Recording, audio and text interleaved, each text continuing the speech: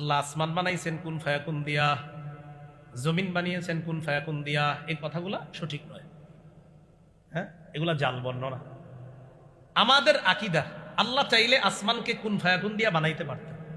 আমাদের আকীদা আল্লাহ চাইলে জমিনকে মুহূর্তের মধ্যে বানাইতে পারতেন। এটা আমাদের আকীদা। সূরা ইয়াসিনের মধ্যে এই আকীদা আমাদেরকে আল্লাহ দিয়েও দিয়েছেন। ইন্নামা আমরুহু ইদা আরাদা শাইআন আইয়াকুলা লাহু কুন ফায়াকুন। আল্লাহ যখন কোনো বিষয়ের ইচ্ছা করেন, সিদ্ধান্ত নেন, আল্লাহ শুধু বলে হও, হয়ে যায়। আল্লাহ শুধু বলে হও, হয়ে যায়। তাহলে আল্লাহ চাইলে বলতে পারতেন আসমান হও, হয়ে যেত। আল্লাহ চাইলে বলতে পারতেন জমিন হও, হয়ে যেত। কিন্তু আল্লাহ এটা না করে আল্লাহ 6 দিনে আসমান জমিন বানিয়েছে। 6 দিনে। আমার সাথে সবাই বলেন, বলেন শৃঙ্খলতা শিক্ষা দেওয়ার জন্য আল্লাহ আসমান জমিন 6 দিনে সৃষ্টি করেছেন। আল্লাহ চাইলেই মুহূর্তের মধ্যে আসমান জমিন সৃষ্টি করতে পারতেন।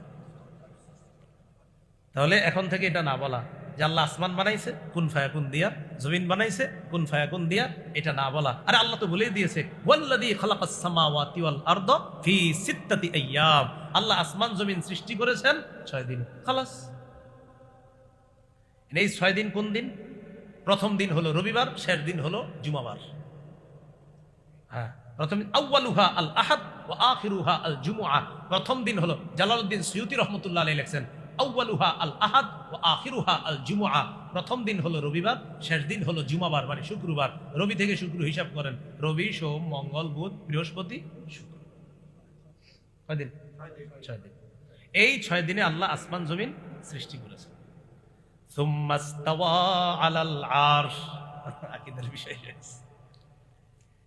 এরপর আল্লাহ আরশে সমাসীন হয়েছেন। খালি অনুবাদই মুখস্থ রাখবেন, আর কিছু না। বলেন, বলেন আল্লাহ আরশে সমাসীন হয়েছেন। বলেন আমার সাথে, বলেন, বলেন আল্লাহর ইস্তিওয়া। বাস একটুকু খালি বলবেন, বলেন আল্লাহর ইস্তিওয়া জানা, আল্লাহর কাইফিয়ত অজানা। এই ব্যাপারে প্রশ্ন করা বেদাত। এভাবে প্রশ্ন করা কি বেদাত? ইমাম মালিক রাহমাতুল্লাহ আলাইহি বলছেন ইস্তিওয়াউহু মালুমুন ওয়া কাইফিয়াতুহু মাজহুলুন ওয়াস সুআলু আনহু বিদআতুন। আল্লাহ ইস্তিওয়া হয়েছে, আল্লাহ সমাসীন, বাস এতটুকুই মাথায় রাখা। কি কাইফিয়ত কেমন এটা আমরা জানি না। এই ব্যাপারে প্রশ্ন, ইমাম মালিক বলেন প্রশ্নই করা যাবে না, বেদাত। এরপরেও আপনারা আল্লাহর ব্যাপারে কোনো প্রশ্ন জাগলে এগুলা নিয়ে ঝগড়া করবেন না। বিষয়গুলা দায়িত্বশীল ওলামাদের উপর ছেড়ে দিবেন। এই বিষয়গুলা নিয়ে ঝগড়া করে নিজেদের আমল, ইমান, আকীদা নষ্ট করার কোনো দরকার নাই। সহজ সরল ভাবে শিরিক মুক্ত ইবাদত করবেন, মরবেন নিরাপদে, জান্নাতে প্রবেশ করবেন। এরপর আল্লাহ বলেন ইয়ালামু মা ইয়ালিজু ফিল আরদি ওয়া মা ইয়াখরুজু মিনহা ওয়া মা ইয়ানজিলু মিনাস সামাই ওয়া মা ইয়ারুজু ফিহা। এটা সবাই মিলেমিশে পড়বে এই জায়গাটা। ইয়ালামু মা ইয়ালিজু ফিল আরদ ওয়া মা ইয়াখরুজু মিনহা। বলেন তিনি জানেন যা জমিনে প্রবেশ করে, যা জমিন থেকে বের হয়। বৃষ্টি এবং মৃত ব্যক্তিরা জমিনে প্রবেশ করে। ঘাস, উদ্ভিদ জমিন থেকে বের হয়। তাহলে জমিনে প্রবেশ করে কি বৃষ্টি, মৃত ব্যক্তিরা। মরা ব্যক্তিদের কি উপরে রাখেন না জমিনের ভিতরে? এটা কে জানে? আরে বলে না, কে জানে? ইয়ালামু মা ইয়ালিজু ফিল আরদি, জমিনে যা প্রবেশ করে তা আল্লাহ জানেন। বৃষ্টি কোন জমিনে কোথায় প্রবেশ করবে তা জানেন আল্লাহ। মরা ব্যক্তিরা কোন জায়গায় কোথায় আপনারা কবর দিবেন তা জানে আল্লাহ। এই এলাকার মানুষ, আপনি মনে করতেছেন এই লোকটার কবর তো আমাদের পুকুরের ওই পাশে হবে, এটাই স্বাভাবিক। কিন্তু এমন হতে পারে লোকটার মরণ হবে সৌদি, আর ভাগ্যবশত তার কবর হয়ে গেছে সৌদির কোনো একটা কবরস্থানে, এরকম হতে পারে।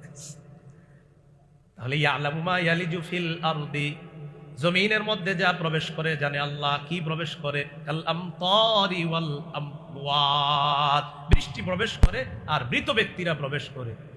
ইয়ালামু মা ইয়াখরুজু মিনহা, জমিন থেকে যা বের হয় তাও জানে আল্লাহ। কি বের হয়? ঘাস বের হয় তা জানে আল্লাহ, ধান বের হয় তা জানে আল্লাহ, উদ্ভিদ বের হয় তা জানে আল্লাহ। কোন জমিনে ফসল হবে এটা জানে আল্লাহ। কত জমিন আছে বছরের পর বছরও যদি পানি দেই ওই জায়গায় ফসলের আশা করা যায় না। আবার কিছু কিছু জমিনে আমরা কোনোদিন পানিও দেই না, কিছু করি না, হঠাৎ দেখা যায় ওই জায়গায় সুন্দর ঘাসপালা হয়ে যায়। কারণ জানে কে?